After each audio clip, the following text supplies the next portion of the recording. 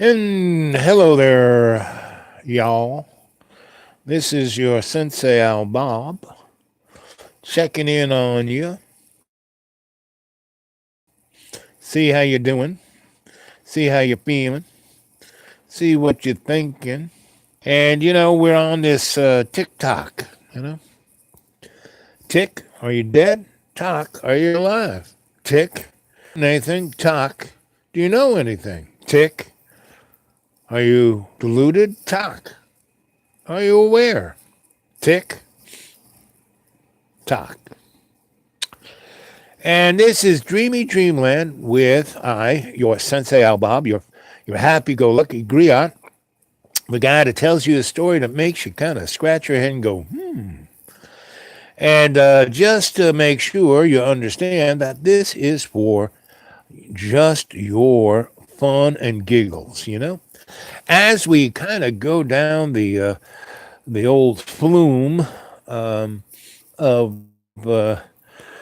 species annihilation, we got to giggle all the way. So there's a good friend of mine, Emily Windsor. She's the illegitimate daughter of Edward Windsor, the King of England, who kind of got dethroned because he had his little tiddlywinks being played with by an American divorcee who was sent to him by his own family because they wanted to get him out of the way. Little did you know that. But go to Emily's channel, Emily Windsor. This girl, now, if you haven't done any of your homework, you're going to think she's batshit crazy. But sometimes you need somebody like that to, kind of rally up a little bit, and Emily will do that for you right on. Now, another sister who, oh, truly graceful. I think that's her name. She's a young lady somewhere between 20 something and 30 something who is truly sharp human being. And what I love about this girl, she goes, "Hello, YouTube friends," and then speaks to a topic that she has thoroughly researched, taken apart, forensically going up and down. She is following in my footsteps as your now, I am a shamanic psychosocial cultural forensic anthropologic alchemist. She is a psychosocial cultural forensic anthropologist. And she get a few white hairs on her head, and she's going to be the alchemist, and then she's going to be a druid. Yeah. And a lot of people kind of troll her. And I really love the way she deals with it. She has Troll Tuesday that she kind of deals with the trolls, and she's really sweet about it. She is such a sweet person. She has such. What is my major motif is to be kind, not to be gruff, not to be, you know, frustrated or annoyed or any of the above, which as a human being, it's very easy to become any of those. But I'm here to be kind, right? And I have, my grandma had 28 rules that she rolled by and had me understand. And I use a number of them. One of them is to live like a millionaire, but not be one. Never work for anybody who doesn't. My employers have always needed me more than I needed them. They gave me what I wanted. But what my rules for myself, and I would suggest my adepts would employ these and adopt these. And the first is doctor, do no harm, right? Number two, do not get involved unless you can bring forth a positive outcome and protect the innocent by getting them out of the way. And the third is do not get involved unless you can learn something and have a positive exit strategy, right? So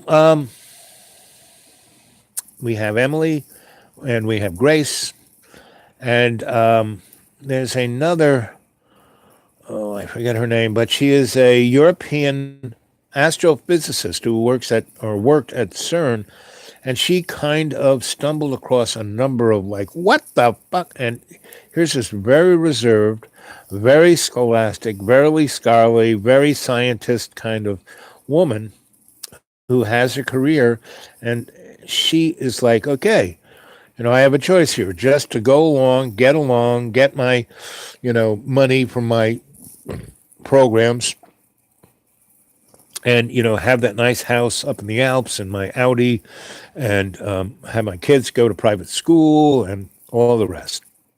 Or she sees that what's going on is probably going to end the human species and all our relations in the very short term, and she has lost her, motherfucking. I mean, I've never heard a reserved, well-educated, you know, moneyed woman go on like she's like a dock worker. This girl is off the hook, and I find no men to be the equal of these three. Right now, there's a guy from New Zealand or Australia. His name is his Crow something. Hey there, Rye. Good to see you, buddy. There's nothing to fear. The more awake, the better. Exactly. And that's why I'm the less fearful guy there is. And that's why I'm kind, because I don't want to start a revolution. I am just that pebble in the pond bringing forth the tsunami of love. Because the only way all of this can work out is through kindness, through love's co-creation, and through the cadre doing what we're doing. Think of a task where you have to no fear, a certain thing with skills. Now, if you zoom out, you fully capable of thriving in life. Flow one thing, exactamundi. And people are so fixated. How am I going to pay my bills? Oh, I want $1 million. I want more money than if they only knew that money doesn't exist, that all this stuff is irrelevant.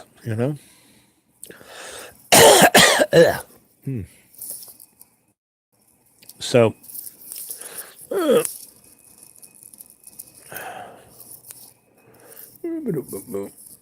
kind of like going on me. So that's why what's the open heart. That's what we're going to talk about tonight. Our hearts are open, and Ride right there is defining it quite nicely. There is nothing to fear. The more aware, the better. Think of a task where you have no fear, a certain thing with skills. Now, if you zoom out, you're fully capable of thriving in life. Flow, like period, flow, period, one thing, right?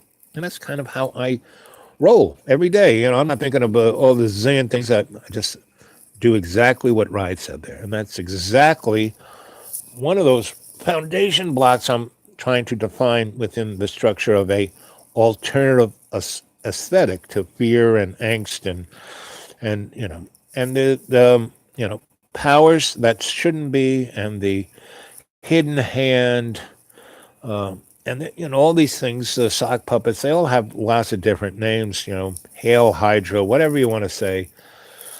Bottom lines are irrelevant because they are cut from whole cloth of the Luciferian illusion, which is, again, love's co-creation created everything, even this illusion. And this illusion has a reason to be here, and it's like the sandbox for us to learn to play nice with all the kids, right?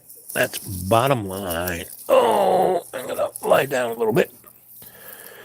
So, how y'all doing out there in YouTube land? And again, I may take a road trip with Johnny Boy because I got about a month to kill, right? Before I hit the deep green, and have go that path, right?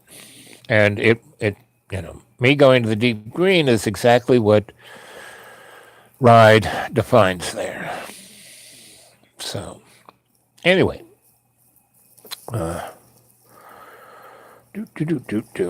know, I could tell you all kinds of stories, scary monster stories, all kinds of things that I've seen. And again, why I'm here, still alive, why I'm not, there have been many a time I could have, like, just, taken, and joined the club. But that's not what I came on this earth to do, you know?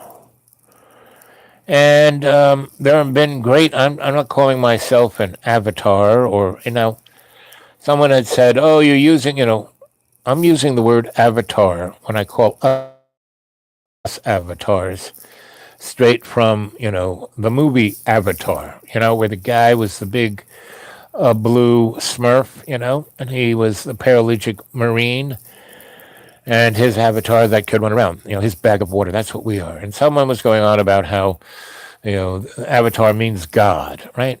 Well, I studied theology a long time. I was supposed to be a Catholic priest, and then I kind of got drummed out because I was trying to follow the teachings of Jesus Christ. And I knew my mom, Thomas Merton, the great theologian, became a Catholic because he fell in love with my mother. And she kind of blew him off because he wasn't even a Catholic. So he started to say, okay, I'm going to go from being a Methodist to being a Catholic. And that's when he fell in love with, that whole concept. And that's when he put his sharp razor blade mind to realize that there were all these other avatars like Buddha and Vishnu and thousands of others. And he was trying to find a construct where he could bring them all together, where he could say, hey, we got more in common than we have to kill each other over a religion, And he was starting to isolate, what Emily Talk says. I call it the hidden hand, but there are many names.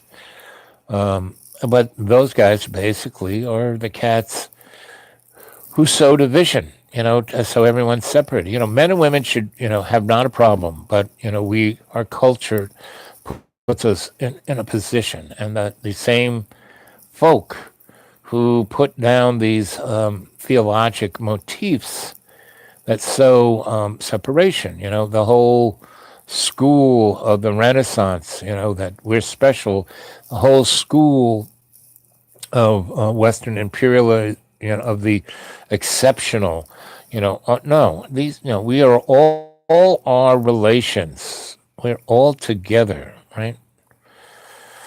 Anyway, and that's kind of why I want to bring forth, that's why I brought forth this channel, to bring people together, right? And I don't care that, it's not, I'm not as popular as Pudipas or whatever that guy's name, is. I don't care, What I care about is the cadre who is here, who is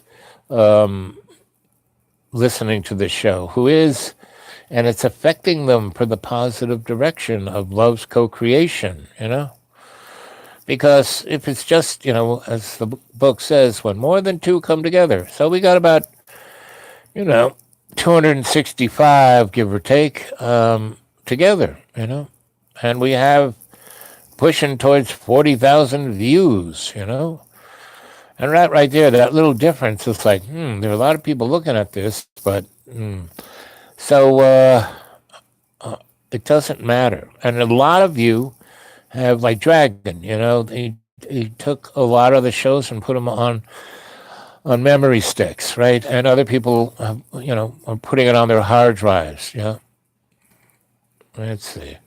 I checked out the Graceful videos, and it's a good general info. Yep, my observation surface. Yep, Esquire info and questions reside is yep. What is pushing plus? Yep, 1 million views on those vids. Yes. Now about Graceful Bunny, who's does she does a really good job of parsing it out, right? But what she's parsing out is, it's okay, it's fine, but it's how she does it, and not just in her scholastic or scholarly way, but in her energetics.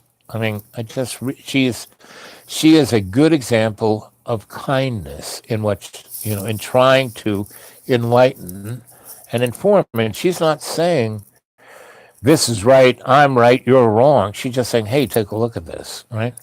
And she suffers a tremendous amount of trolling and people just being, mean to her. I think she's beautiful in every aspect, because the beauty I see in this young woman comes from her heart, from her soul to her conscious free will, to her heart, to her face, to her eyes. Everything about her is love's co-creation. That's what, I love that person. Anybody who can like get a hold of her and say, "Hey, come and join the cadre." I'd love it if she was part of this thing, because the thing I love about the cadre and the chorus and the shock troops is that we are as different as you could ever friggin' imagine, and yet we all love each other. We are all supportive of each other. We I don't think there's a single person here that you could say is in the same tribe as each of these people. But the thing that we all share is our love and affection for how we communicate with each other. And that is one of the foundation blocks that is needed for the stepping up to our conscious agent. But that little transition period is when it's the least, and every time that happens, the powers that shouldn't be and the hidden hand, try to screw with everyone so we can have the 100 Years of War or 900 years of a Dark Ages or a plague or whatever. But no matter in the last 100 years, we should have toasted ourselves a long time ago, and we haven't. And there is something, love's co-creation is got the umbrella over our heads. And that's why I want to create the Humanities Artist Trust International, an umbrella 501c3 that can be, funded by everybody, and that we can show that the world is a world of abundance and not scarcity, and that we bring forth a institute of aesthetically adept and appropriate technology so we can look at everything in an open way, very similar that Graceful does, right? I really love her process, her way she does it. What she's saying is fine, but the way she says it is what gets me here, right? So what do you think of that, Ride? What's your opinion on that one?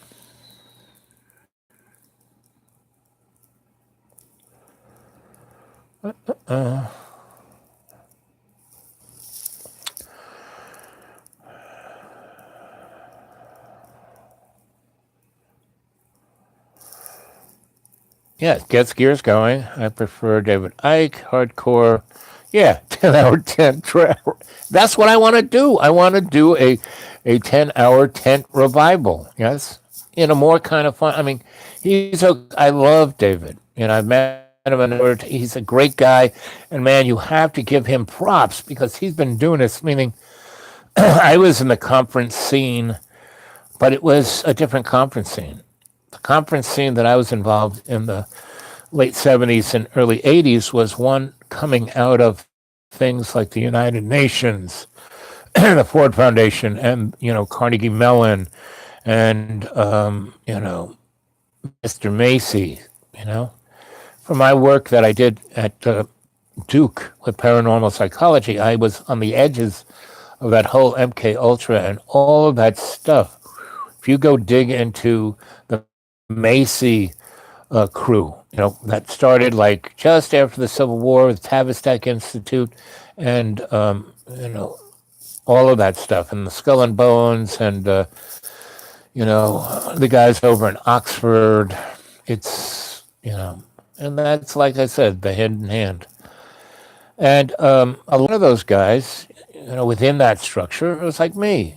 I never let myself get, written in. I never dove in the pool. I kind of swam around the edge of the pool because I liked the access. I liked talking to those folks. I liked trying to be like graceful, being sweet and nice to these guys to, get them pulled away from the Darth Vader-ness of it all. And, and the fact that they would let me do that they didn't off me because I was never a threat. And even this is actually, I don't care who runs the show. All I want is it to go on, and to go on in a way, just like, the guy who started Star Trek. He was part of that crew, and he did Star Trek because he wanted to get out into the collective consciousness that the stuff you saw on Star Trek in, 68. We already had that shit. We already had it for 40 years. We already had faster than light. We already had, the replicator. We already had the flip phone. We already had ray guns. We already had all of that, teleportation, point to point portation of energy, of 0 point energy, all of that stuff. Just like, the TV show, Stargate. We have all that stuff. We went to war in 91 with Saddam Hussein. Our army went straight out into the desert, looking for stuff. And, 91, then 90, 2003. So that's like, 12 years later, we do it again. But this time we go to the other part of the desert and get some more goodies. And then we steal everything from the museum because that's where all the keys and the documents were. And this is right in our face. Everything we need to have a peaceful, harmonious civilization of abundance, not war, not conflict, none of the above. And what's putting us in that place is this group of sociopathic morons who, deliver themselves to Baal in sacrifice, right? World War I, why did that just stop? It wasn't a military victory by anybody. No. Why it stopped was that all of the soldiers in those trenches, after 5 years of, just really horrific death and suffering, they said, fuck this. Every time they had a little Christmas stop, secession, and they'd go out into no man's land and share each other's sausage and cheese and wine, they realized the guys, that were shooting at each other, they were nice guys. I like this guy, right? So about the fifth time, they said, and okay, get back in your pits, start shooting at each other. They said no. And then the English colonels and captains came and threatened the guys in the trench, saying, start shooting at those Jerrys, or we're going, or you're treasonous, bang, bang, bang. And the guys are just, go ahead, shoot me. I don't give a fuck. I'm not going to shoot that guy. I like him. You suck, right? If you ever saw the movie Paths to Glory, another one of those amazing films made by Stanley Kubrick. All his films are like, everyone needs to see them. They make you a human being. That one, Paths of Glory, Kirk Douglas, where he's, everything's getting shelled. People are flying death everywhere. He's walking, he's a French colonel. He walks, through the pits. No blood or mud sticks to him. He goes into where the major and the captain are, and they're under the table drinking because they're just, shell shocked beyond belief. He goes, what's going on here? And it's just after the French had a big 100,000 guys go over the fence and run into the German machine guns, and they all died except 3 guys.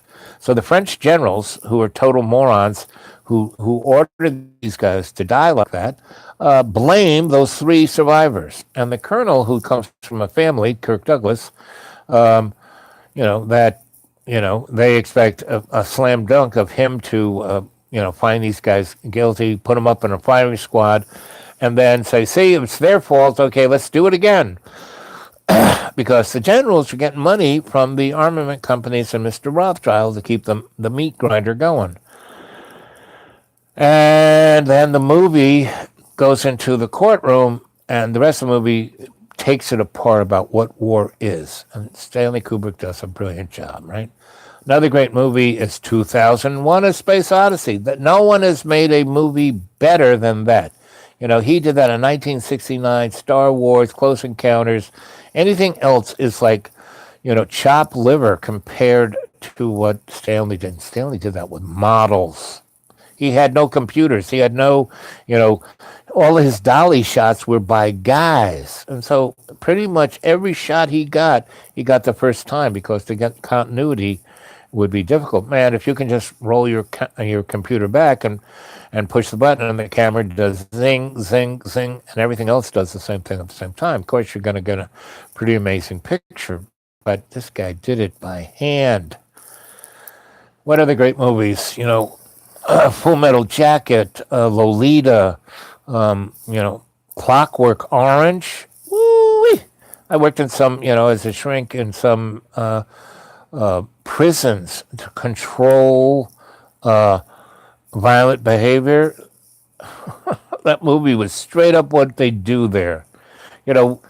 We have more. The United States has more people in prison, imprisoned in a cell than China does. China has 1 point something billion people. We had 300 and change, and we got more people in it, right? And if you add in all the people who are on parole or are felons, we have something close to 60 million Americans that are basically incarcerated, And then you look at all the people who are self-incarcerated by they're trying to, strive to, get a house they don't even need or a car they don't need or any of that other stuff that George Carlin would go into.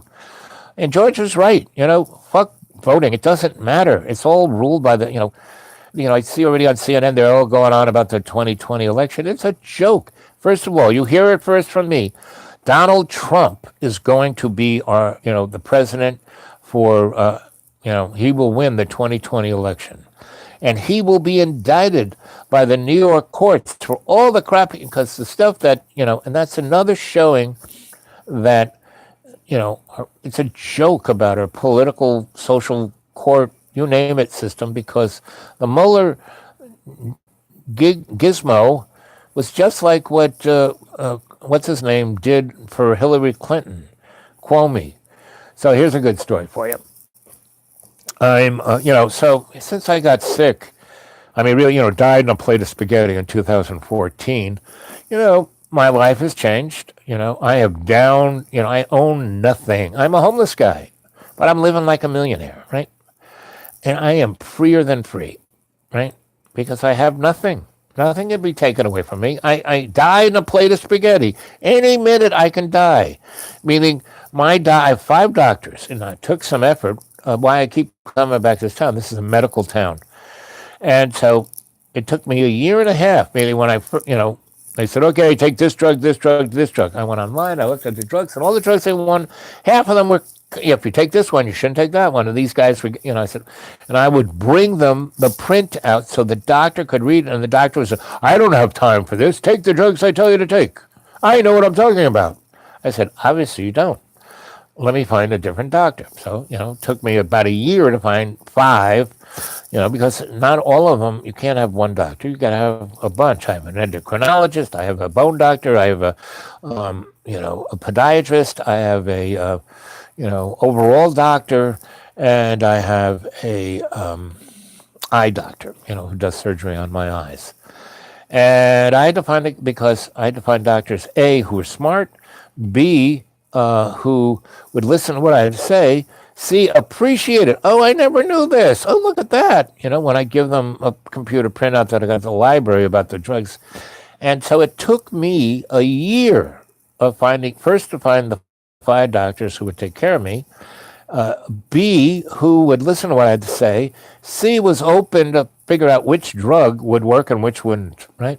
So And that's why, and my endocrinologist, this is an old joke that he keeps saying, but he keeps saying, "Oh boy, you're the healthiest dead guy." No, because I was, and there are a lot of things wrong with me that I shouldn't even be alive, but I am, because I am here to serve, love's co-creation through serving you, my cadre.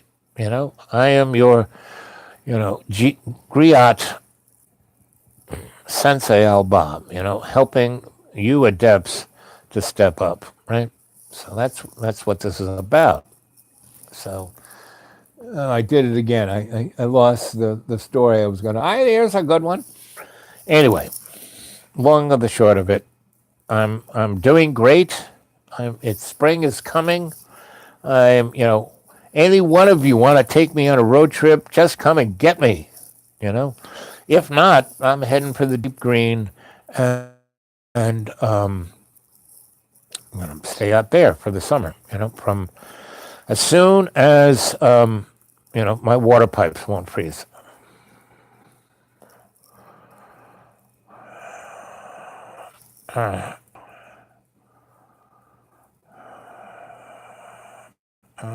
3-dimensional sun, now plasma neutrons. Yep. I'd have to again, Jane. Just that is quite an adept point that you're bringing up there.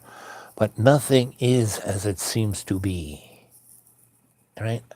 So don't get stuck on any one point of view. Use that to widen the picture, right?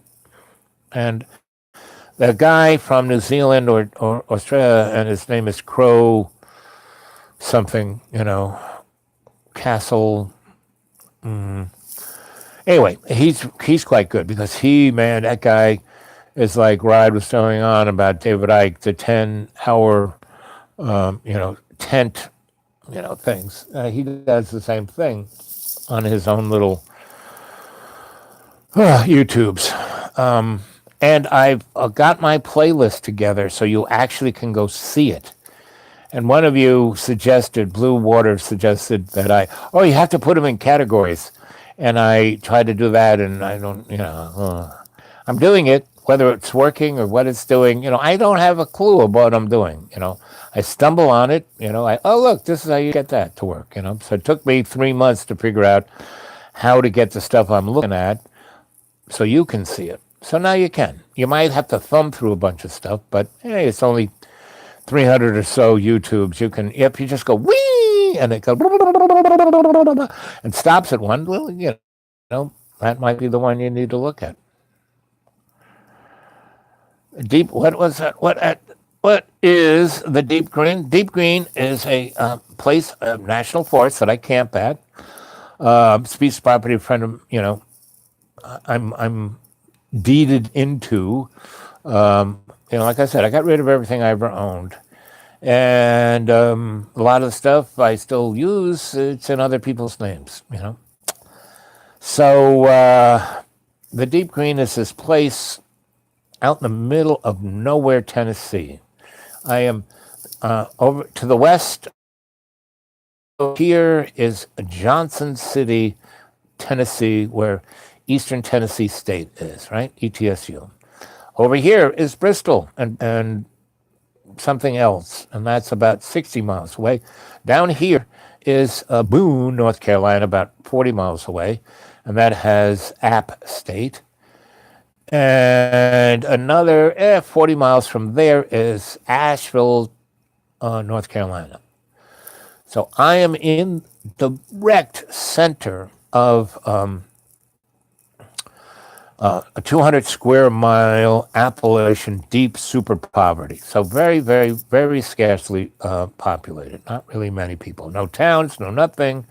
The closest thing that was a town was a thing called Butler, Tennessee, that they built a dam and flooded over, right? And so the lake, Watauga Lake, has a coast of 1,200 miles because the mountain range that I'm in is a sawtooth mountain range, right? So most mountains are kind of lumpy. Sawtooth are like really spiky, like a saw, right? And the beauty of a sawtooth mountain range is that it I'm in the middle of it. In any direction, I'm 50 miles of mountains all around me. There is no factory. There is no nothing, no trucks. There's no roads, no nothing. Like one little county road, kind of nearby me that goes between one place and another. But no interstates, no big county roads, no 4-lane roads, no, barely a 2-lane road that's like wee, very dangerous unless you know it. And I don't drive. If it's a sunny day, I drive on it. Rainy day, I stay at home. And I'm in the woods, and I have Cadillac camping. I have water, I have a toilet, I have photovoltaics.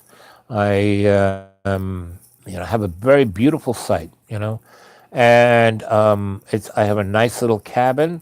It's about 900 square feet, and I have a deck all around it about 1,800 square feet, and so I have a big roof over it. So most of my house is.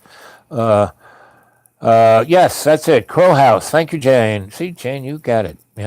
So, yeah, love that guy. And no internet, no television, no radio, no cell. No nothing.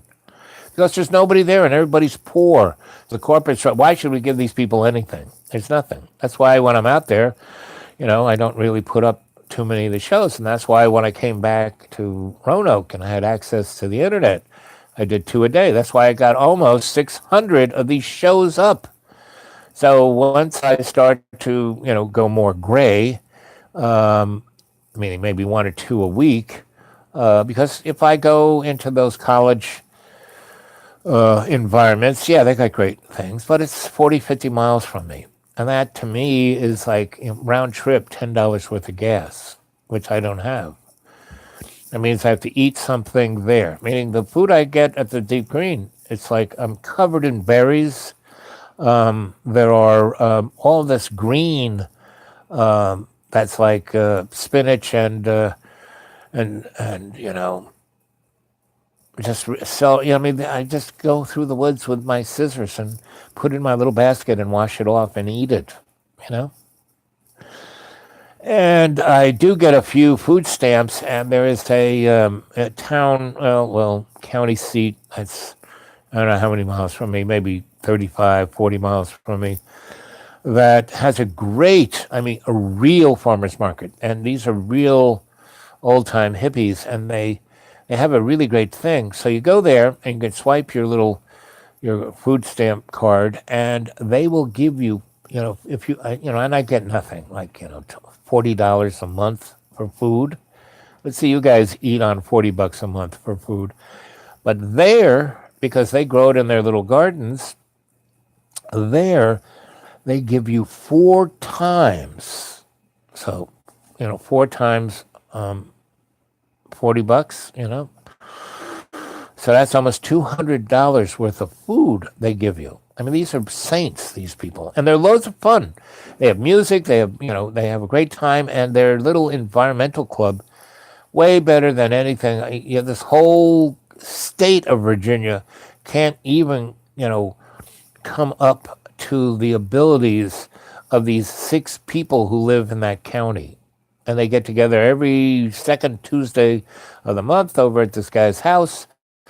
And they have a really nice potluck dinner, and they pick one little thing to go off and do. And they do it very well. And, they make a difference. I mean, a serious difference. So that's the Deep Green. And I have a very nice site that I have about 10 really lovely, beautiful campsites that you can and I have a bunch of tents and tarps and right, so you can have privacy, and we have I have a sacred fire pit and a cooking fire pit, and I have a kitchen, I have 2 kitchens, and camp stove and wood stove, and it's really, really fun. So anybody wants to come and be part of the Deep Green, and what we would do there is what Ride's talking about, putting together the circus, take it on the road, because if we can, I have it already. I'm a strategist. I've already written up, the mission statement, the protocols, everything. Like I said, the umbrella of the 501c3 of the Humanities Artists Trust International, our research arm of the Institute for Aesthetically Adept and Appropriate Technology, our outreach arm of the Traveling Video Art Circus, and the little seeds of enlightenment that we would leave. Yes, scream therapy in the deep green, but you don't need, it's the screams. All of them, the bears, everybody, they come and they stay at the edge of my site, and I have this, I put it over there, and the bear goes over there, and I have it in this kind of big tarpy bag, and I just go over there and throw the cuttings in there, and the bear goes in there and kind of paws through it, and he never spreads it out outside of this little tarp bag I have. It's a big tarp bag. It's like 25 by 25-foot square thing. And he kind of rolls around in it and shits it and scratches it. And every season I kind of drag the whole thing over to my thing, in the fall, and spread it out over my garden, then put plastic over it, and start, another one of those bags. And it has definitely created one of the more best earthen gardens, right? And I have a raised bed garden, Anyway, so you're all invited, and if we get there, start sussing it out. We build a sweat lodge, which is part of shamanic training. It's always good to build your own sweat lodge. I built many a sweat lodge, so I got it down to a science. And we have three major mammoth colleges, universities within a 30, 40-mile radius. So, we put together a good protocol and go to those colleges and show that we're serious and we got something offered. They'll give us money. They got it. They got the student activities funds. Each of those colleges has about $250,000 to $500,000 every semester. They got to spend. What better thing to have a bunch of, thespians and musicians and scientists and artisans come into their school enlightening their students. And I do it, singularly, but as a crew, as a show, as a traveling video art. Each one of those things we would create a video that we could sell, that we could put live like this online. I mean, there is so much potential. This is such a window of opportunity.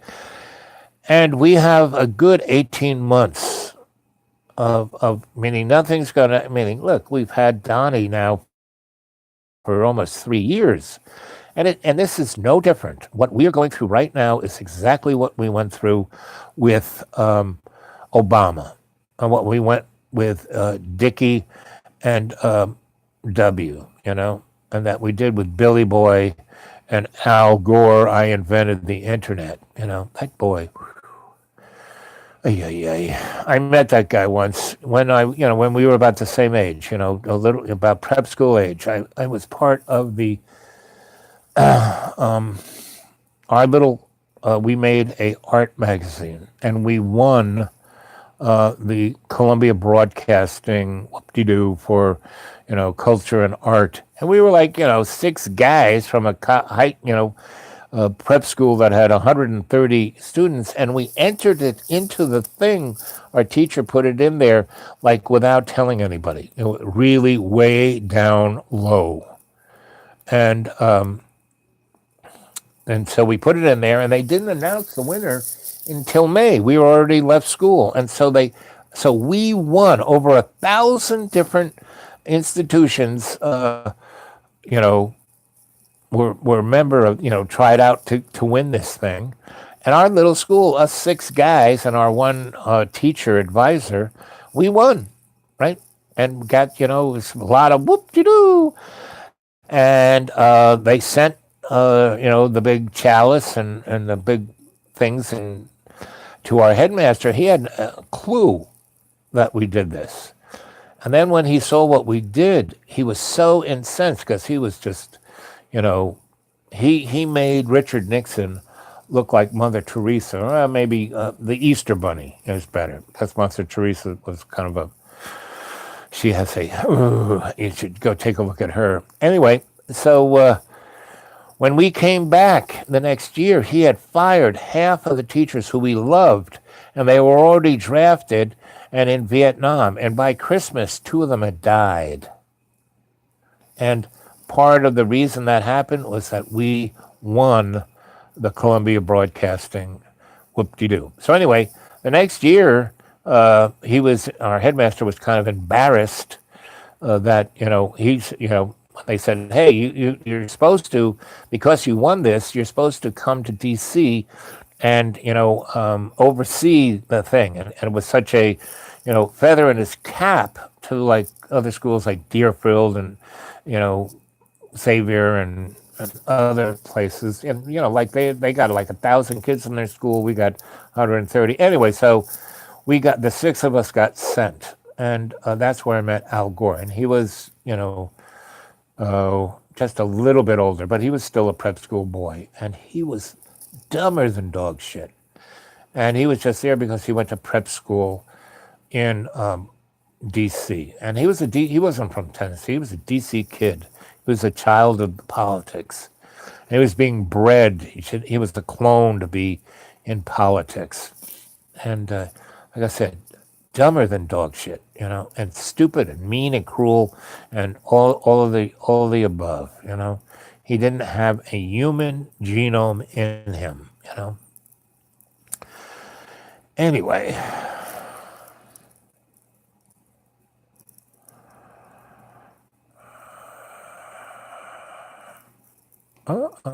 hey there, fish. There's fug nuts.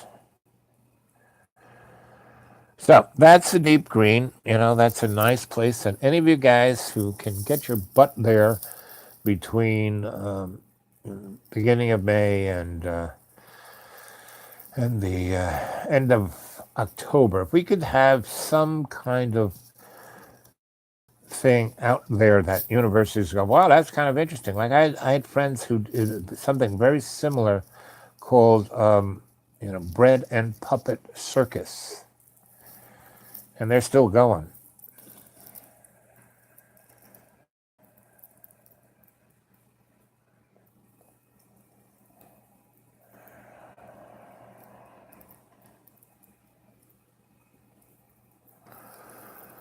Well, Fish, the bottom line about catastrophes is you just get out of the way. The most important thing is the 360. And if you hear, it's like, I've been in three earthquakes. And it was a place that kind of had earthquakes, right? So when I went there, I went to Mexico City after they had the big earthquake in the 1980s because a friend of mine was worked for ABC, and he was sent down there to get their TV back working. He was a TV engineer. And he said, hey, I'm going to need somebody of your skill set. You want to go? Full, you get paid pretty good. It's like, war zone scale. And we go down there and it should be fine. When we got there, Mexico City was flattened. It was unfriggin' believable. It was like something out of a movie, yet everybody was not a problem. They weren't shooting each other. Everyone was sharing, helping each other. Everybody was selling, barbecued rat. It was like, there were 1,000 taco trucks without trucks. It was just amazing. And everyone was getting along. There was no electricity, no nothing. And the first thing I did was I said, forget the TV. Let's hit the hospitals. Let's get these guys up and running. So I went there, and there were a ton of Mexican engineers, electricians, linemen, people like that. And instead of them saying, "Oh, we don't want you, you gringo," no, I had a skill set. Oh, you know how to tune? Oh, wow, we have these transformers. Don't really know how to make them work. Can you help us? I said, sure. Jumped right in. right? And it was great. It was like so much fun because it was like what I did in New Mexico in the early 70s because I only worked with Hispanic guys because they were smart. The gringo cowboy linemen were dangerous. So there we are, and everyone's watching everyone's back. So, they kept having, aftershocks. But man, those aftershocks were like earthquakes. And, shit would fall down, and what hadn't fallen down would fall down. And that's really, people talk about, The Walking Dead. No, The Walking Dead are already here. You just go to Walmart's, there's The Walking Dead. But so the real problem about modern materialism at this time is that no one's watching each other's backs.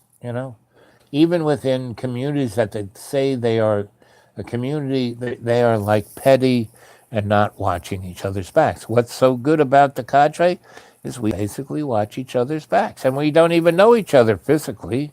You know, we know each other emotionally, energetically, because every time I do this, I pump up the screen shamanically, so everyone's feeling everyone's chai, everyone's chi, everyone's, you know, luminescent photonic light from their soul. So,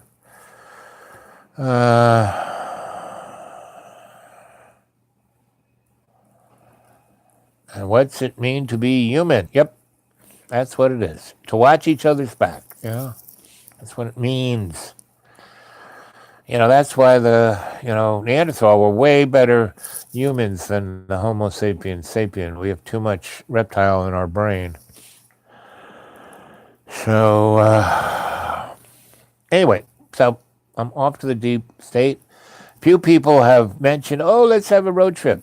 Any one of them comes and gets me, I'm up for it. Because like I said, I got about 26 to 30 days to kill. So I can always go down, every day. I kind of make Johnny a nice breakfast. He had to pay for what I make. Like today, I had made cinnamon jalapeno bread, French toast, and a omelet with fish, onions, asparagus, and a jalapeno sour cream sauce with sharp cheese and spread on the bread after being turned into really thick, eggy French toast. I had, cream cheese and avocado. That was his breakfast. And he just, and I, took a nice 10 minutes to eat that rather than the minute and a half. Because when you savor each bite, that's when you have satiation, when you don't need to eat anything more. You wanted some more and some more and some more and some more. Me. So that's how I lost 23 pounds between September and about 2 weeks ago, because I eat whatever I kind of want to eat, but just not a lot of it. And I enjoy and savor every mouthful because I only have 4 teeth. Chew it. I can't just vacuum clean it down. And this evening's dinner, we had a very nice stir fry with nice big chunky baked sweet potatoes. I had lots of these little sweet potatoes. And I baked them, and then I served, and I baked them until the inside was just cream, and the outside was like crisp. And then I slit them and put this, avocado jalapeno sour cream I made as a topping, right? And I made cornbread, and that was quite an exquisite dinner again. And then he filled up a couple of tubs of, and he doesn't like to eat with anyone. He has to go upstairs and, these are all, if you want to, not gain weight, if you want to enjoy life, if you want to have a reason to live, you share it with other people, especially people who are your friend, who are always there for you. And I'm always watching John's back. I always do whatever it takes to try and be there for him.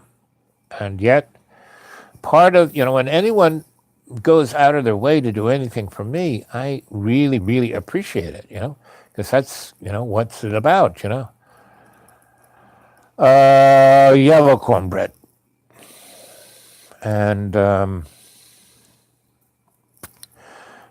kind of made it out of a box. Because I get a lot of stuff from the food kitchen. And most of and I have to pick through it. Because most of the stuff they have is processed stuff. So, and I have to pick through their cans. They allow me to do it. I'm the only person who they allow, because I had diabetes. They used to give me white. Hey, listen, I got diabetes. Oh, well, here's some white bread. Here's Jello mix. Here's macaroni and cheese. I said, oh, I don't think so. Let's see what you got here. So I go back and they let me go back and pick through their shelves. And I read all the cans, and there's some good, canned, beans and peas and stuff of that. So if there's nothing wrong with stuff in a can. It stays really well for about 10 years until the can starts to rust.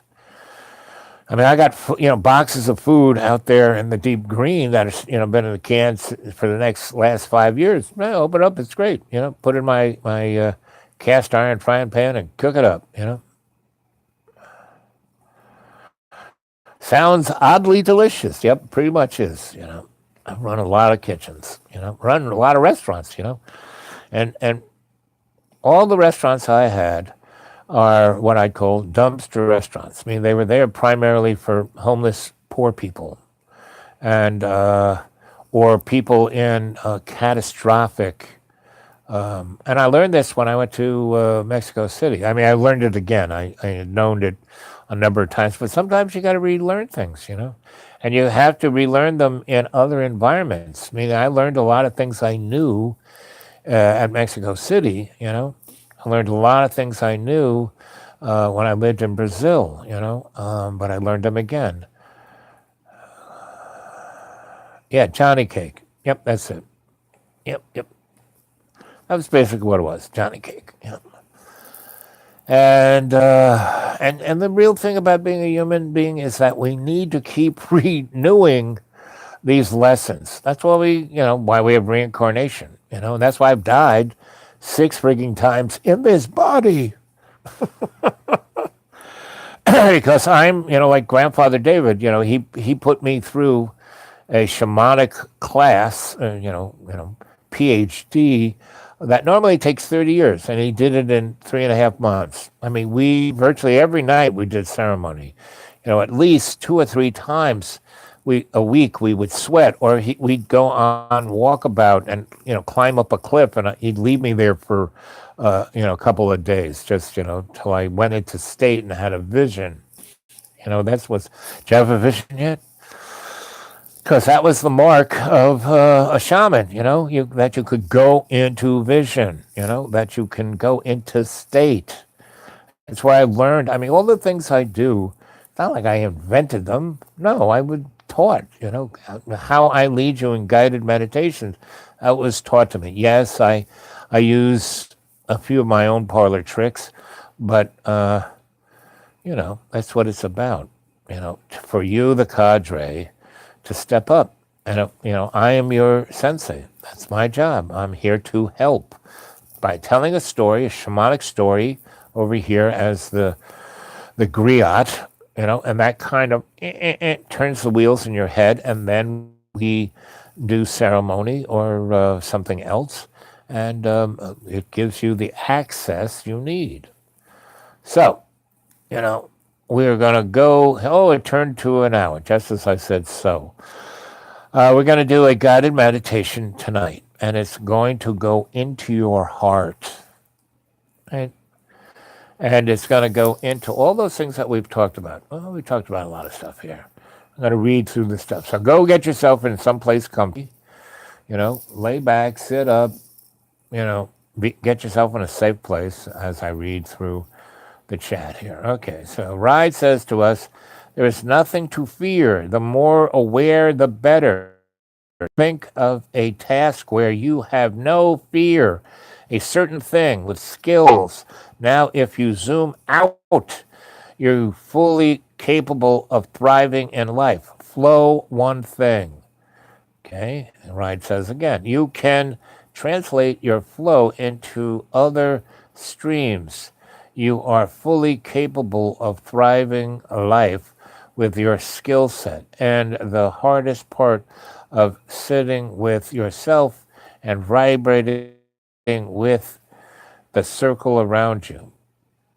Ryan says again, I checked out the graceful videos and it's good general info.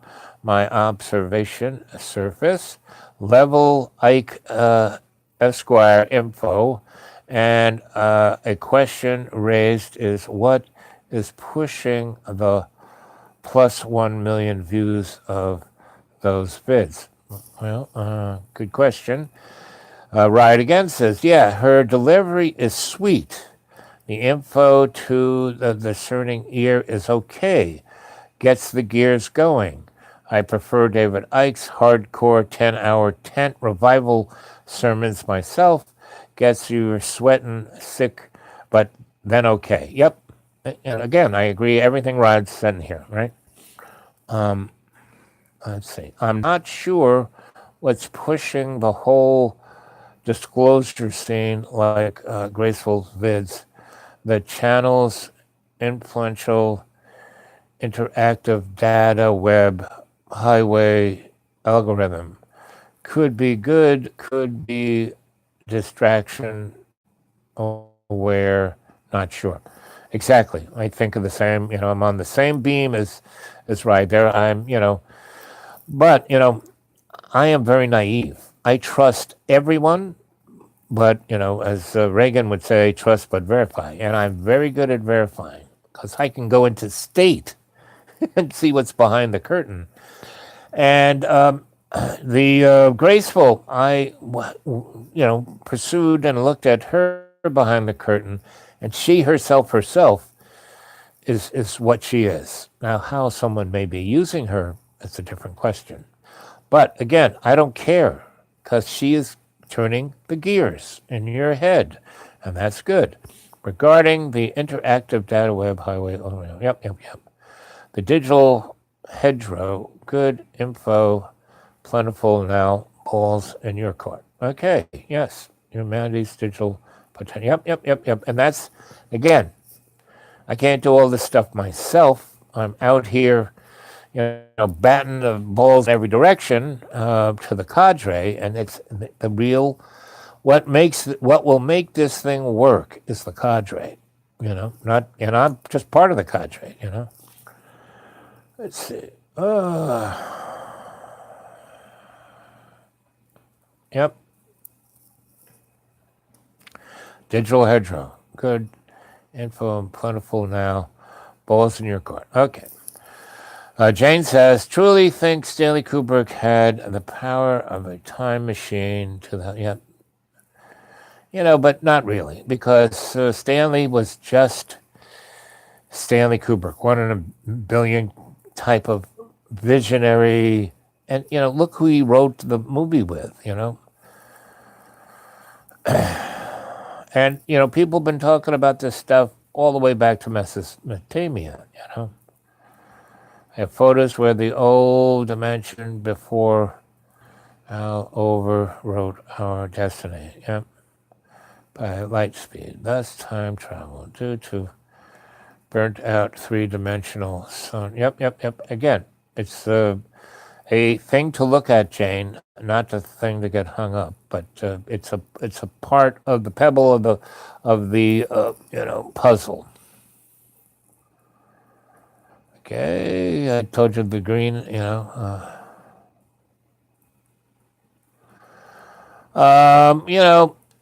Where I am, no, there's no grow house.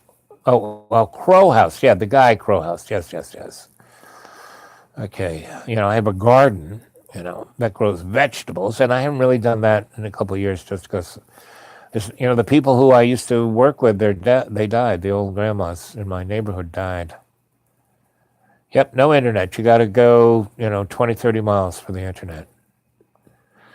I mean, if you want it, see, the thing is, there is no real cell because of the sawtooth. So if you want to, now I live kind of on top one of those, not the tippy top, but top high. So I'm at a place where if you wanted to, you could get a satellite dish and put it up there, and then you'd have pretty good internet.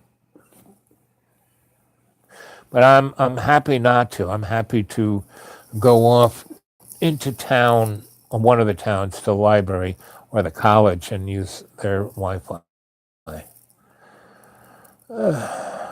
Yeah, it's like I said, Cadillac camping, you know,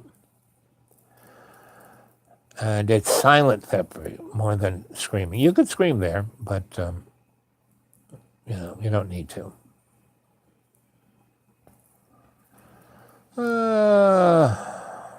Let's see.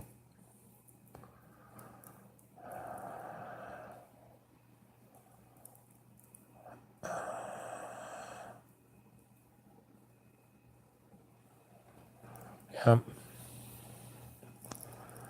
Yep. Fish says, and shifting my paradigm as to ancestors and what it means to be human. Exactamente. Right says it's all about the intent and connection, 100%. And that's what the cadre, why the beauty of this, the cadre, is right what Ride says, intent and connection.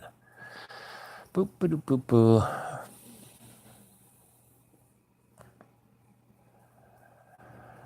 Yep, cast iron gives you iron.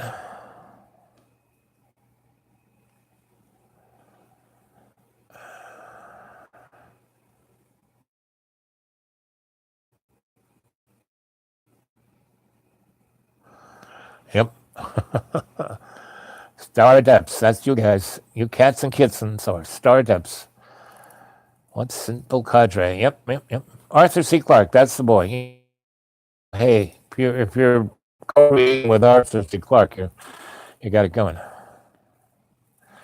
Can you describe what it's like to be in a shamanic trance, vision state?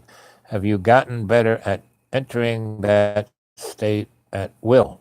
Pretty much, but hey, why should I describe it when we can go there ourselves right here, right now? Right, gang? Okay, so everyone's in a comfy spot, and I want you to lie back, sit back, be someplace where your body, once it gets relaxed, won't, be at, you know. Okay. Oh, I have to get up and stretch just a little bit. So everyone start breathing, right? Breathe in through the nose 20% more than you normally do. And breathe out, um, you know, 30% more than you normally do. You know.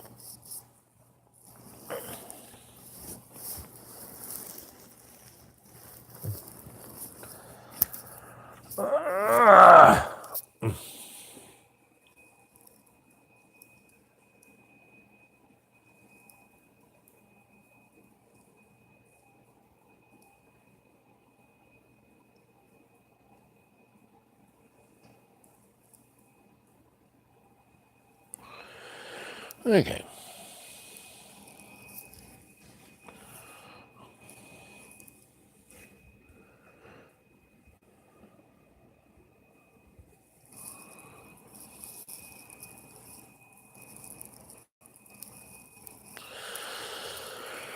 Okay.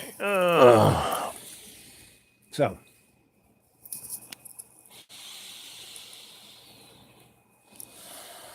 breathe in that 20%. Breathe in that prana. Right?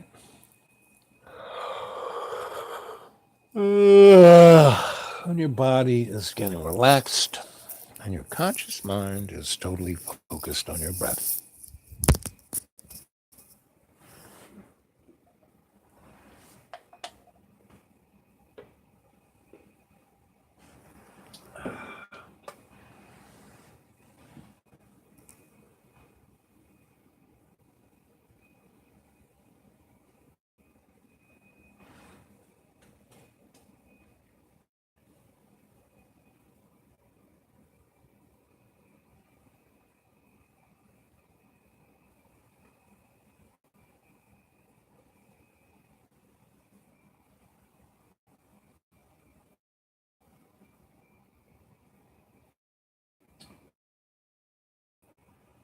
I'm going to count from 1 to 3, and as I do, you're going to go deeper and deeper and deeper into the state of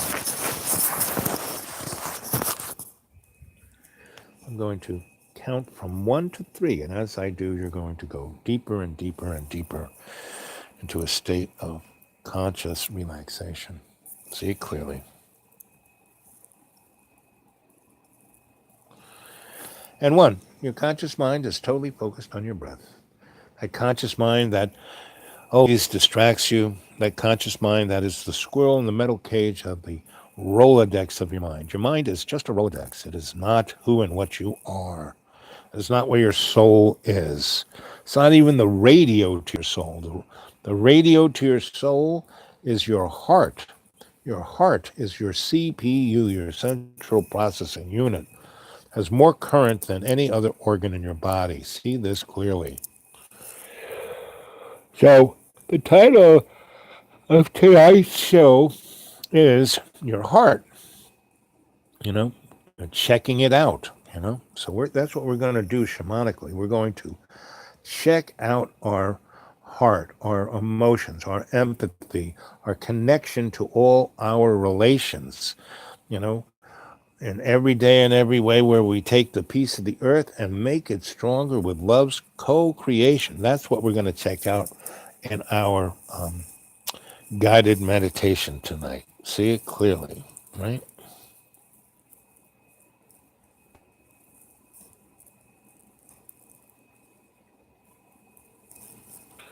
See it clearly.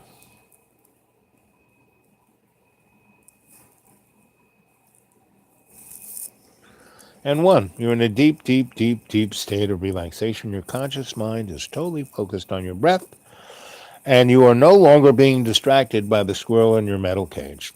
It's going to sleep. That's your ego. You're letting your ego go to sleep, right? That narcissistic little worm, right? It's going to sleep. See it clearly. And when that occurs, you rise to your conscious free will. Your ego is the selfish little nihilist little child, of an ego. I want this. I want that. Oh, I'm scared. I hate you. No, see? Whereas your conscious free will is, what does this mean? What does that mean? I need to understand this. I need to connect to that. I need to feel what you're feeling. I need to understand you so I can understand me. That is your conscious free will speaking. That is the Christ consciousness that we are ascending to. And we are now going into Aquarius. We have left Pisces, right? Pisces was getting what you want through fears, ego, where Aquarius is pouring the knowledge out and sharing it with everyone, understanding. See it clearly. And 1, you're breathing in that 20% extra. And by doing that, the only way you can breathe that 20% more than you normally do is by expanding your diaphragm and opening your lungs. And the only way you can do that is by focusing your conscious mind on your breath. And everything else that's in the illusionary world of the material disappears. That laundry list of all that crap. Oh, I want this. I want that. Oh, I want that new CD. Oh, I want to stop buying stuff. Then you have plenty of money, right? And when you don't need money, you don't have to get a job that you hate, you know? You can do something you like, and you might even, get, you know, um, a tip. That's what I get. I work for tips, to ensure proper service. That's what I'm there for, to ensure proper service. See it clearly. And 1, your conscious mind is totally focus on your breath, and you are breathing in a constant 20% more in through your nose and 30% out your mouth, slowly and constantly. And by doing so, you're not going to hyperventilate and keel over. You are just going to, extend and lift your diaphragm so your lungs can open up and you can breathe in that prana. The prana is all around us. It's in the vacuum, that space between space, that thing that they're now calling dark matter. That's the prana, right? And that is the thing that gives our avatar, our little bag of water, our mud puppet. That's the thing that gives it life. See it clearly. And in every day and every way, you take the piece of the earth and you make it stronger. See it clearly.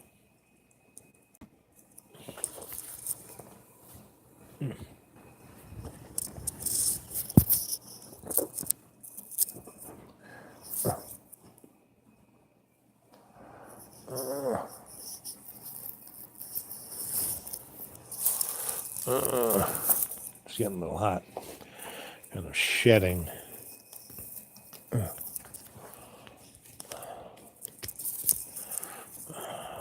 And one, you're in a deep, deep, deep state of relaxation. Your conscious mind is totally focused on your breath.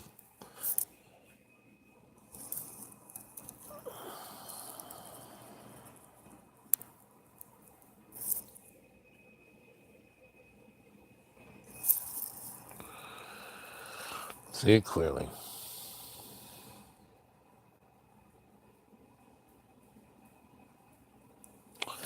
And as you're breathing in that 20%, you're breathing in the prana. That's the life force.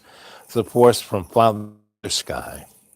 And you're breathing it into your lungs, and your lungs are full of this, and the little cilia and the areola of the sacs in your lungs are being energized in a way by the prana that they normally aren't in your everyday unconscious self, right?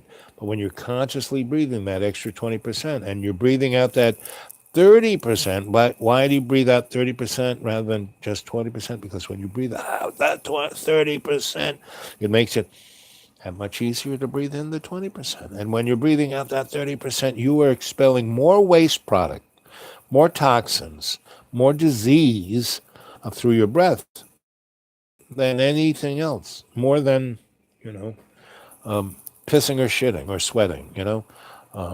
See that clearly. Realize you are putting ease into your body by breathing in that prana. And as you breathe it in, and it goes through your blood, and it doesn't go glub, glub, glub, it swirls, swirls, swirls. The first swirl goes your cardiovascular clockwise against the walls of your cardiovascular system. Inside that swirl, there's another swirl going counterclockwise. And that swirl is, inside of that swirl is another one that's going clockwise, but in a 90-degree parallax. So what is that doing? It's creating a polyphased alternating current flow through the dynamic of a scalar frequency. Rather than harmonic being X, Y, 2 dimensions, a scalar is 16 dimensions, going 16 different directions. And that plugs you into a lot of things that your basic stupid mud puppet breath doesn't, right? When you breathe that kind of shallow, stupid mud puppet breath, all that does is animates the puppet. It allows the string to be pulled, but it doesn't free you to be your ascending conscious free will, right? But when you breathe that 20% in and you bathe your body in that, prana, and you ground it to your chi. So the current flow is going from Father Sky into Mother Earth, Gaia, and you, in every day and every way, take the piece of the earth and make it stronger through love's co-creation. The only creative force there is love's co-creation. Everything else is an illusion. Now, that illusion, yes, was prime moved by love's co-creation. But then things were allowed to go forth. Lucifer, the head of heaven's hegemony, was so pissed off by what love did that it broke heaven. And that breaking of heaven created the Big Bang, which created the Alpha and the Omega of the existence of the illusion of, Luciferian illuminated reality, material reality. And this material reality is not, it's an illusion. And by calling it material reality, it's like the opposite. It's like calling, like, no child left behind means every child is left behind. New Deal means same old deal, oppression. The Great Society means, terrible society. War on drugs means drugs are going to be a war on you. I mean, this is what Luciferian language does. And that's why I am such an etymologist, because I'm real sticky about the words I use and how I use them. And that's why in my writing at xratted.blogspot.com, you go read my stuff and it's like, well, this guy can't spell, he can't write. No, I'm breaking the spell of spelling. And these are all shamanic things. And that's, I'm talking about a lot of different things. Even though we're going into a guided meditation, I'm still being your griot, telling you stories, because that's part of the shamanic way. That's how you energize different components, not just one. And I'm working on your hypothalamus. I'm working on your pineal gland. All of these things I'm telling you have a frequency that bring words are wands. Yep. Spelling. Yep. You got it, Blue Water. And that's why I do what I do.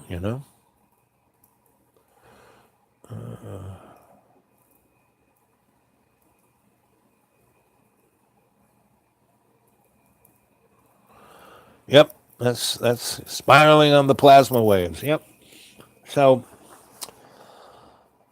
and one, you're in a deep, deep, deep, deep, deep state of conscious relaxation. Your avatar, your body, and that's what it is. Someone said, "Oh, you're using the word avatar wrong. It means God." Well, if you take God from the Sumerian, it means Baal, and Baal means Satan. So no. What I am saying is your avatar is your spirit body, that's in this bag of water that's allowing you to navigate the illusion of the Luciferian material world, because we're given the illusion again, the Big Bang was the Alpha and the Omega right in that nanosecond, meaning it wasn't banging, it's going this way. It's not just 16 billion years old, because something that's a, universe of existence to only be 16 billion years, that's like nothing.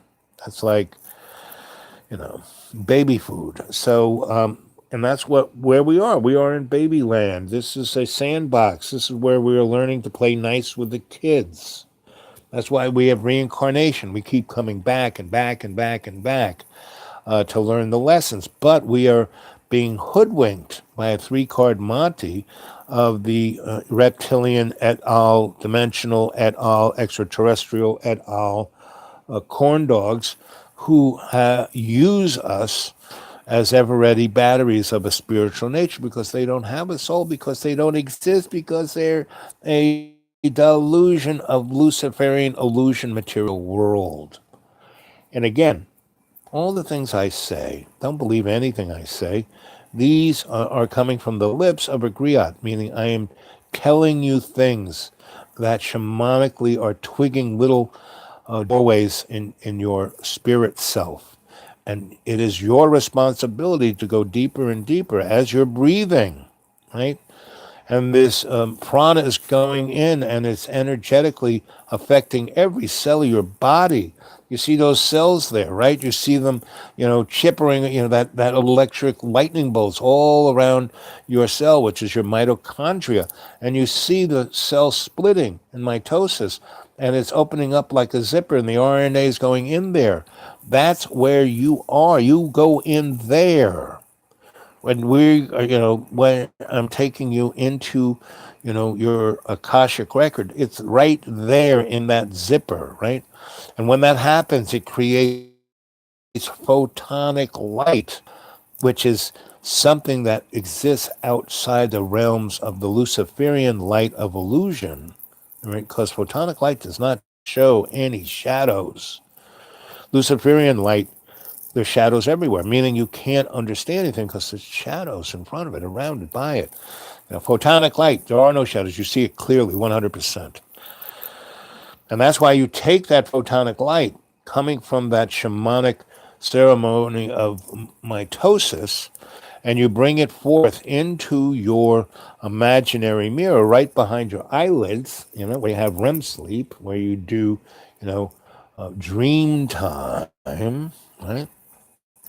And that's where we exist in dreamy dreamland. That's why I'm dreamy dreamland with your sensei Al Bob. That's where we're at, right? As we do this in the evenings, we do a guided meditation, just as we're doing now, and you're illuminating yourself in your imaginary mirror, and you take that photonic light and you shine it forth into your subconscious mind, and your subconscious mind isn't a scary place. What it is a library of your Akashic record. Your Akashic record is the record of your soul's existence from the moment, the whole thing, the whole shebang, right? And you're walking into your Akashic Records library, and in front of you is the fireplace of the eternal flame. And in front of that are a number of nice, comfy, easy chairs. And in front of that is your reading table. And behind that is your reading chair that you're coming up to, sitting down. And the light coming forth onto your reading table is photonic light. There are no shadows.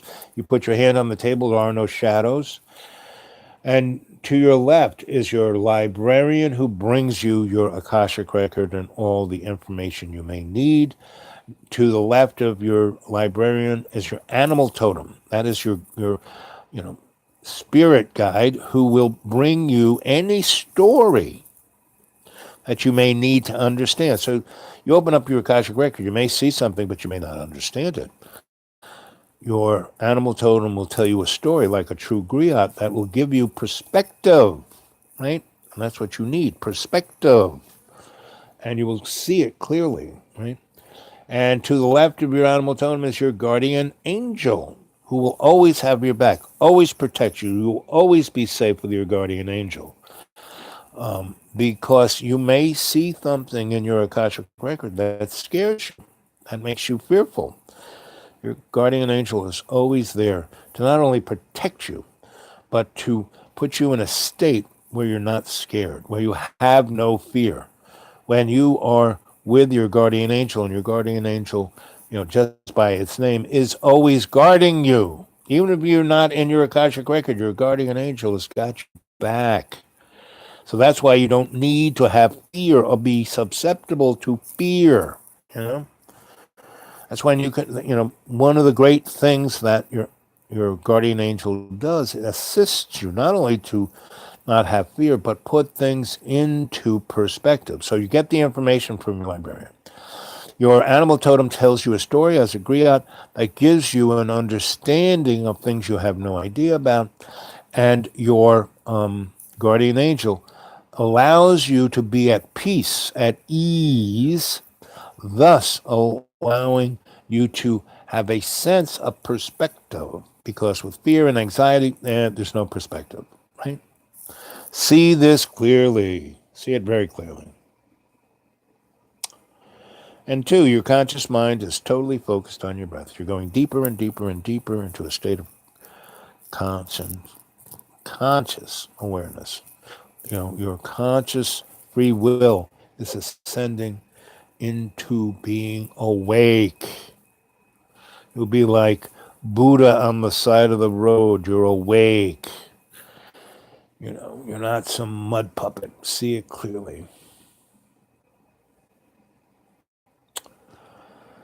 And two, you're sitting down in your reading chair at your reading table, and your librarian brings your Akashic record, places in front of you. You open it up, two blank pages. You put your right hand. It's like the hokey pokey. Put your right hand on the right page, your left hand on the left page. You lean into your Akashic record and you evacuate all the fear, all the anxiety, all the trauma, all of the self doubt, all the self loathing, the avarice, all of those negative, fearful thoughts you put in to your Akashic record. You cleanse your heart of any hurt, any fear. You bring forth a sense of well being and kindness to all of your relations. See it clearly.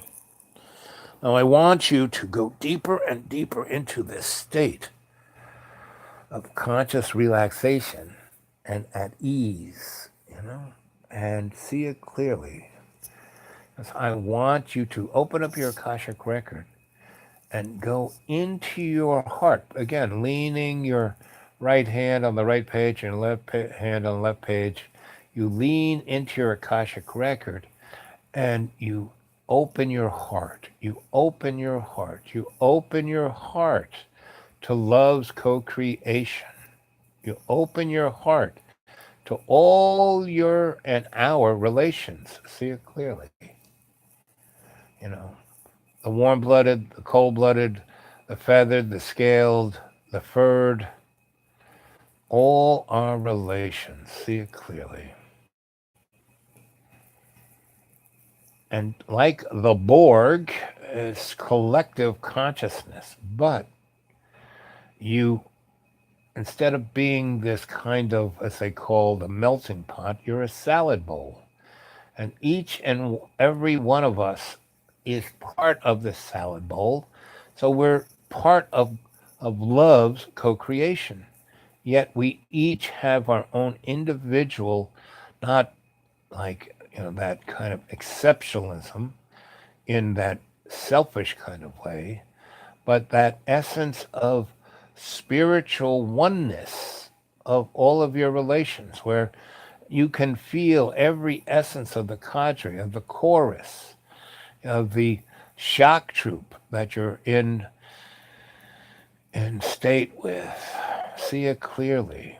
And this will give you a singular presence that you are the artist in the first person as the savage, which represents one of the best representations of this is Huxley's Brave New World.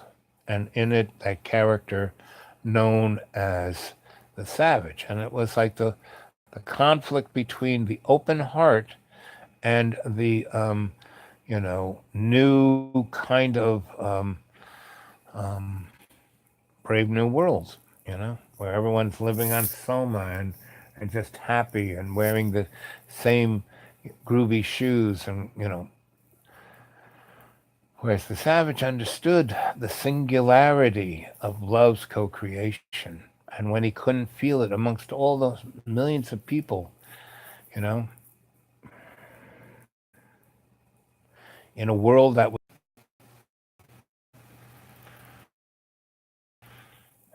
that's what you're looking at right now. This can be healed, and all is love. I don't like using the word, Lord or, God or any of those things because they are pedantic.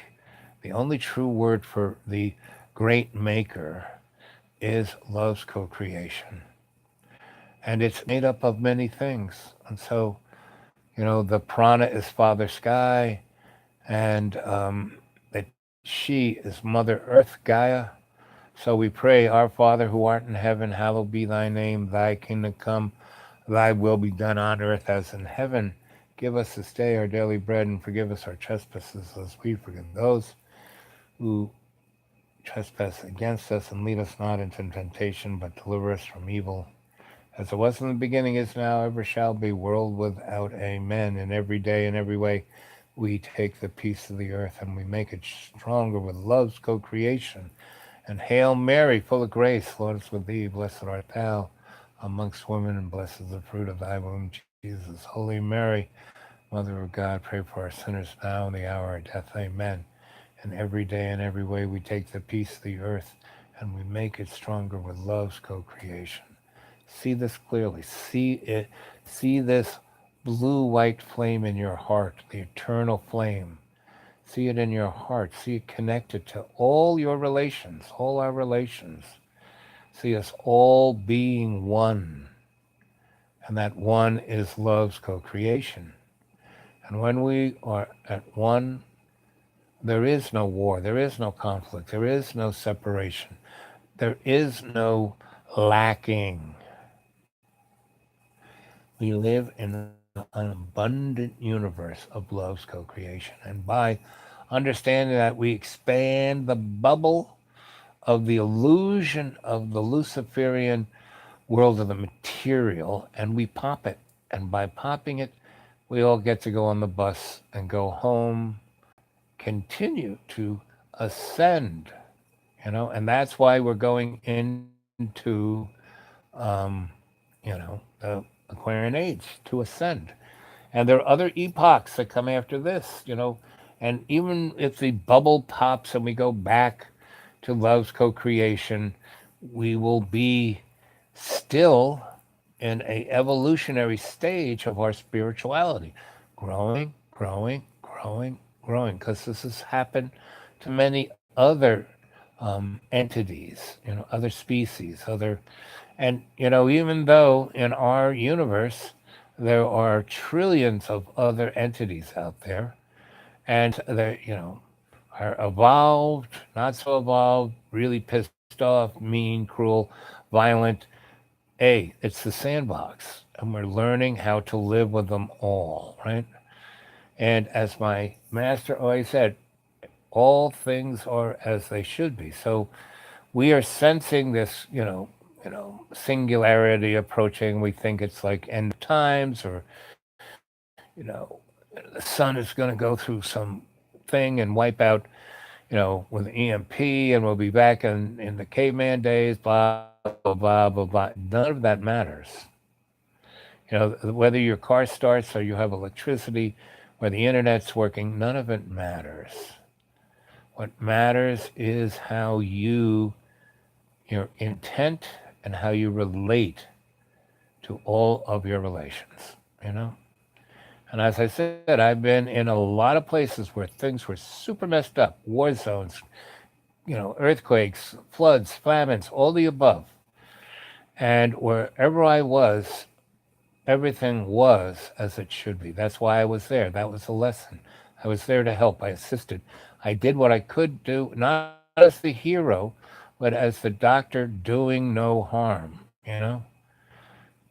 go running forward into it instead of away from it, right? To help, to make others happy. Why? Because it makes me happy. So, your heart is open and you get up from your table and you walk to the eternal flame, right? In the fireplace. And out from the chimney comes a number of avatars that are shamanic spiritual masters on the level of the Christ head, right? Now, these entities, Jesus did not leave the building. She has been here forever from the beginning of the Big Bang, all the way, and you can, Vishnu, Buddha, these were all the same Christ had, and thousands of others. And there are people you bump into every day who are Jesus. You're just so unconscious you can't see them, right? You think it's just somebody that you bumped into, some guy going off to work or going to lunch or some girl going to the store. No, that's actually Jesus, right? And you feel a little different. You don't know why. You feel a little different. See it clearly. And in every day and every way, you take the piece of the earth and you make it stronger. So you're standing in front of the fireplace, and all of these Christ head avatars come from the chimney and circle around you, and they place their hands into your heart, into the front of your heart, the side of your head, the back of your heart. They go body and into your heart. And you're being held up by your heart. I mean, once they place their hands inside of you, your whole illusioned body, your bag of water, your mud puppet, goes beyond limp. If their hands weren't there, you would just be broken up into atoms and you would be a puddle on the floor, but they're holding you together. And I want you to see and feel that existence of blissful totality. There's a brother of ours who is truly a novitiate of a great spiritual master, and he is so close to that master, but so far away, because he has to open his heart, her heart, its heart, to that master, and relinquish all sensibilities of what one or another dogma may call for, because within the construct of love's co-creation, which is that the essence of that spiritual leader, all spiritual essences are love's co-creation. See it clearly. And I want you to let go, totally let go. And I am at this minute letting go from my heart. I'm putting my hand into my heart, and I'm opening my heart and my chest. I'm opening it up, and the prana that I'm breathing in is swirling through my heart and creating an electromagnetic field all around my body.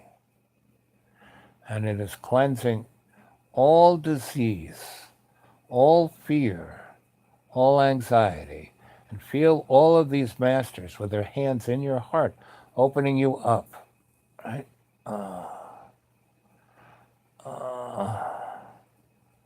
Feel it clearly. And that field goes all around you, and that will protect you from any harm. So you don't have to worry about whatever's coming our way. There has to be, and there will be, and there is only no fear.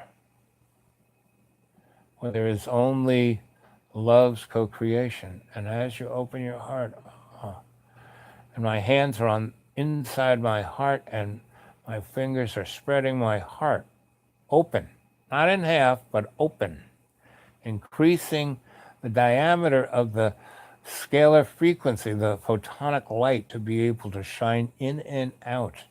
And every crystal of the nuance of my mitochondria, which is in every cell of my heart, is vibrating in the scalar frequencies of photonic light. And I am a being